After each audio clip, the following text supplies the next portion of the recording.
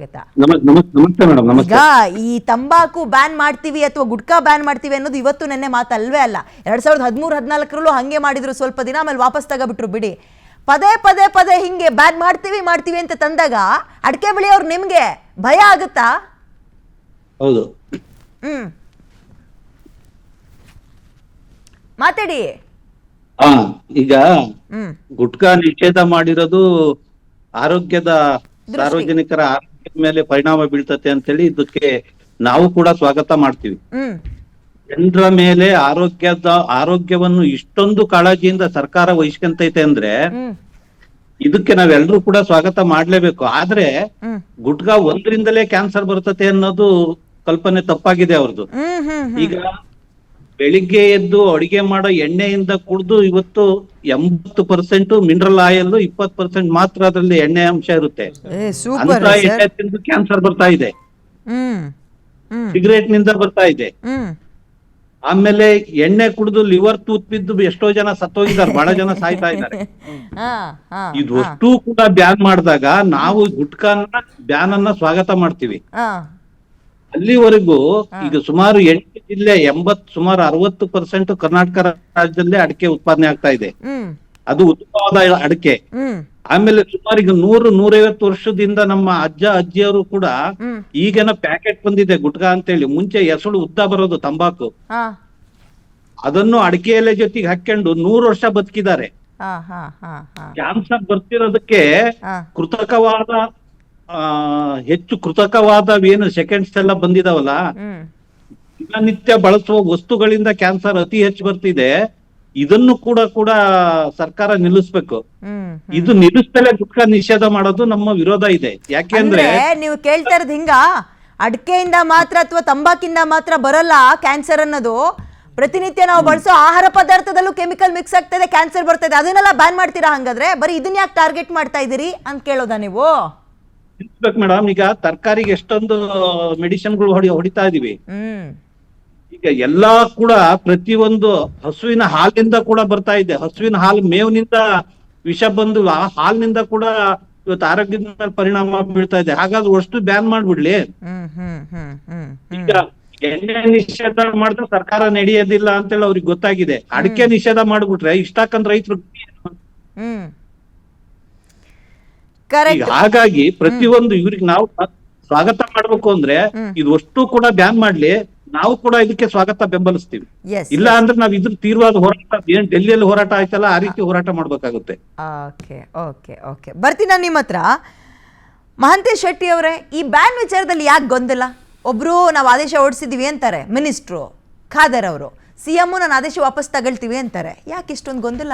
ನೋಡಿ ಮೇಡಮ್, ವಿಶೇಷವಾಗಿ ಈ ದೇಶದ ಅನ್ನದಾತ ರೈತನ ಆದಾಯದ ಜೊತೆಗೆ ರೈತರ ವಿಚಾರದಲ್ಲಿ ಹಲವಾರು ಯೋಜನೆಗಳನ್ನು ತೆಗೆದುಕೊಳ್ಳೋ ಹಲವಾರು ಸರ್ಕಾರಗಳು ಹಲವಾರು ಯೋಜನೆಗಳನ್ನು ತೆಗೆದುಕೊಳ್ತಾ ಇದ್ದಾರೆ. ಆದರೆ ನಮ್ಮ ಮುಖ್ಯಮಂತ್ರಿಗಳು ಏನಂದರೆ ಯುವ ಪೀಳಿಗೆ ಹಾಳಾಗಬಾರ್ದು. ಯಾಕಂದ್ರೆ ವಿಶೇಷವಾಗಿ ಬೆಳೆಯುವಂಥ ಜಿಲ್ಲೆಗಳಾದರೆ ಶಿವಮೊಗ್ಗ ಕಡೆ ಎಲ್ಲ ಬೆಳೀತಾರೆ. ಆದರೆ ಅದನ್ನು ಹೆಚ್ಚು ಉಪಯೋಗಿಸ್ತಾ ಇರೋದು ನಮ್ಮ ಜಿಲ್ಲೆಗಳಲ್ಲಿ, ಬಿಜಾಪುರ, ಬಾಗಲಕೋಟೆ, ಗೋವಾ, ಈ ಬಾರ್ಡರ್ ಜಿಲ್ಲೆಗಳಲ್ಲಿ ಈ ಅಡಿಕೆ, ತಂಬಾಕು ಸುನ್ನೋದು ಕಾಮನ್ ಆಗಿದೆ. ಆ ಯುವಕರಿಗೆ ಏನಾದರೂ ಒಂದು ಚಿಂತನೆ ಮಾಡ್ಬೇಕಂತೇಳಿ ಅದನ್ನೇ ನಮ್ಮಂಥವರೆಲ್ಲ ಕೂಡ್ಕೊಂಡು ಮನೆ ಮುಖ್ಯಮಂತ್ರಿಗಳ ಗಮನಕ್ಕೆ ತಂದಿದ್ವಿ. ಹಾಗಾಗಿ ಈಗ ನಮ್ಮ ಆರೋಗ್ಯ ಸಚಿವರು ಹೇಳಿದಾಗೆ ನಿಕೋಟಿನ್ ಯುಕ್ತವಾದಂತಹ ತಂಬಾಕನ್ನು ನಿಷೇಧಿಸಬೇಕು. ಆಮೇಲೆ ವಿಶೇಷವಾಗಿ ಬೇರೆ ಬೇರೆ ತಂಬಾಕುಗಳನ್ನು ಅದರಲ್ಲಿ ಮಿಕ್ಸ್ ಮಾಡುವಂಥ ವ್ಯವಸ್ಥೆಗೆ ಅದನ್ನು ನಿಲ್ಲಿಸಬೇಕು. ಯುವ ಪೀಳಿಗೆಗೆ ಒಂದು ಯೋಜನೆಯನ್ನು ಕೊಡಬೇಕು ಅನ್ನೋ ಉದ್ದೇಶ ಸರ್ಕಾರದಿರುತ್ತೆ. ಆದರೆ ಯಾವತ್ತೂ ಸರ್ಕಾರ ರೈತರ ವಿರೋಧಿ ಇರೋದಿಲ್ಲ, ರೈತರ ಪರವಾದಂಥ ಸರ್ಕಾರ ಇತ್ತೆ. ಈಗ ಬಾಗಲಕೋಟೆ ಜಿಲ್ಲೆಯಿಂದ ನಾನು ಬಂದಿದ್ದೀನಿ ಅಂದರೆ ಒಬ್ಬ ವಕ್ತಾರನಾಗಿರ್ಬೋದು, ಆದರೆ ರೈತರ ವಿಚಾರಗಳನ್ನು ನೋಡ್ಬೇಕಾಗುತ್ತೆ. ಈ ದೇಶಕ್ಕೆ ಅನ್ನದಾತ. ಹೀಗಾಗಿ ಇಡೀ ಪ್ರಪಂಚದಲ್ಲಿನೇ ದೇಶವಾರು ನಾವು ನೋಡ್ಕೊಂಡು ಹೋದ್ರೆ ಅಡಿಕೆ ಬೆಳೆಗಾರರು ರಾಜ್ಯದಲ್ಲಿ ಅತ್ಯಂತ ಉನ್ನತ ಶ್ರೇಣಿಯಿಂದಲೇ. ಅವರಿಗೆ ತೊಂದರೆ ಮಾಡೋದ್ರಿಂದ ಸರ್ಕಾರದ ತೀರ್ಮಾನ ಅಲ್ಲ, ಅವರಿಗೆ ಅನ್ಯಾಯ ಮಾಡಬೇಕು ಅನ್ನೋದು ಸರ್ಕಾರ ತೀರ್ಮಾನ ಅಲ್ಲ. ಯುವ ಪೀಳಿಗೆಗೆ ಎಷ್ಟು ಸಾಧ್ಯತೆ ಅಷ್ಟನ್ನ ನಿಷೇಧ ಮಾಡಬೇಕು ಅನ್ನೋದು ನಮ್ಮ ಉದ್ದೇಶ. ಬ್ಯಾನ್ ಮಾಡೋ ಅನ್ನೋ ವ್ಯವಸ್ಥೆಯನ್ನ ತೆಗಿತಾ ಇದ್ದಾರೆ. ನಿಕೋಟಿನ್ ಯುಕ್ತವಾದಂತಹ ಏನು ತಂಬಾಕುಗಳಿದಾವಲ್ಲ ಅವನ್ನ ಬ್ಯಾನ್ ಮಾಡಬೇಕು. ಯುವ ಪೀಳಿಗೆ ಹಾಳಾಗ್ತಾ ಇದೆ ಅದರಿಂದ. ಇನ್ನು ತಾವು ಹೇಳ್ತಾ ಇದ್ರಿ ತಂಬಾಕುನ, ಸಿಗರೇಟ್ ಅನ್ನ ಬ್ಯಾನ್ ಮಾಡಿ ಅಂತ. ಹೌದು, ಸಿಗರೇಟ್ ಅನ್ನ ಯುವ ಪೀಳಿಗೆಗೆ ಮಾಡಬೇಕಾಗಿದ್ದು ಮುಖ್ಯವಿದೆ.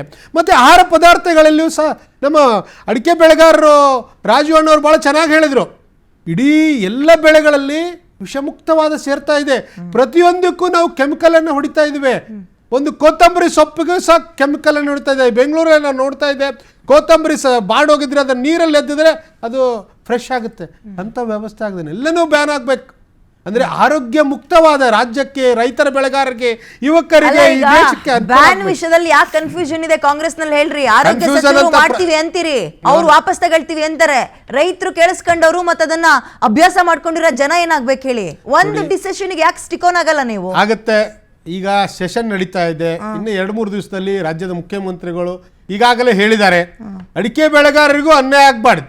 ಆದ್ರೆ ಯುವಕರ ಹಿತದೃಷ್ಟಿಯಿಂದ ಉತ್ತರ ಕರ್ನಾಟಕದ ಯುವಕರಾಗಿರ್ಬಹುದು, ಈ ಕಡೆ ಯುವಕರಾಗಿರ್ಬಹುದು, ಅದನ್ನ ನಿಷೇಧ, ಅವರ ಆರೋಗ್ಯದ ಪರಿಸ್ಥಿತಿಯ ಮೇಲೆ ದೊಡ್ಡ ಪರಿಣಾಮ ಬೀರ್ತಾ ಇದೆ. ಅದನ್ನ ನಿಷೇಧಿಸಬೇಕನ್ನೋದು ಒಂದೇ ಉದ್ದೇಶ ಹೊರತು ಯಾವುದೇ ರಾಜ್ಯದ ರೈತರಿಗೆ ಅನ್ಯಾಯ ಆಗ್ಬಾರ್ದು ನಮ್ಮ ಸರ್ಕಾರದ ಉದ್ದೇಶ. ನಮ್ಮ ಸರ್ಕಾರ ರೈತರಿಗೋಸ್ಕರ ಇರೋದು, ರೈತರ ಏಳಿಗೆಗೆ ಕೆಲಸ ಮಾಡುವಂತ ವ್ಯವಸ್ಥೆನ ನಾವು ಮಾಡ್ತಾ ಓಕೆ ಮಹಾಂತೇಶ್ ಅವರೇ, ಬರ್ತೀನಿ. ಈಗ ತಾನೇ ಬಿಜೆಪಿ ವಕ್ತಾರ ಉತ್ಕರ್ಷ್ ಕೂಡ ನಮ್ಮ ಜೊತೆಗೆ ಸ್ಟುಡಿಯೋದಲ್ಲಿ ಜಾಯ್ನ್ ಆಗಿದ್ದಾರೆ. ಉತ್ಕರ್ಷ್ ಅವರೇ ನಮಸ್ಕಾರ, ಕಾರ್ಯಕ್ರಮಕ್ಕೆ ಸ್ವಾಗತ. ಈ ಕನ್ಫ್ಯೂಷನ್, ಗೊಂದಲಗಳು ಕಾಂಗ್ರೆಸ್ನಲ್ಲಿ ನೋಡಿದಾಗ ಏನ್ ಅನ್ಸುತ್ತೆ ನಿಮ್ಗೆ?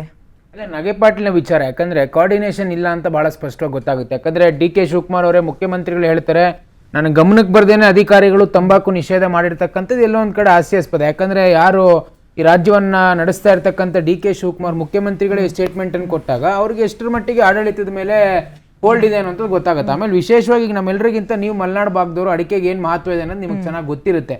ಚಿಕ್ಕಮಗಳೂರು, ನಮ್ಮ ತುಮಕೂರಿನ ಅನೇಕ ಭಾಗಗಳಲ್ಲಿ, ಶಿವಮೊಗ್ಗ, ವಿಶೇಷವಾಗಿ ದಾವಣಗೆರೆ. ಸೊ ಹಾಗಾಗಿ ಒಂದು ಸ್ಪಷ್ಟ ಏನು ಅಂತಂದ್ರೆ, ಗುಟ್ಕಾ ಬ್ಯಾನ್ ಮಾಡೋದಕ್ಕೆ ನಮ್ಮ ವಿರೋಧ ಇಲ್ಲ. ಆದ್ರೆ ರೈತರಿಗೆ ನೀವು ಯಾವ ಮೆಜರ್ಸ್ ಅನ್ನು ತಗೊಂತಾ ಇದ್ದೀರಿ?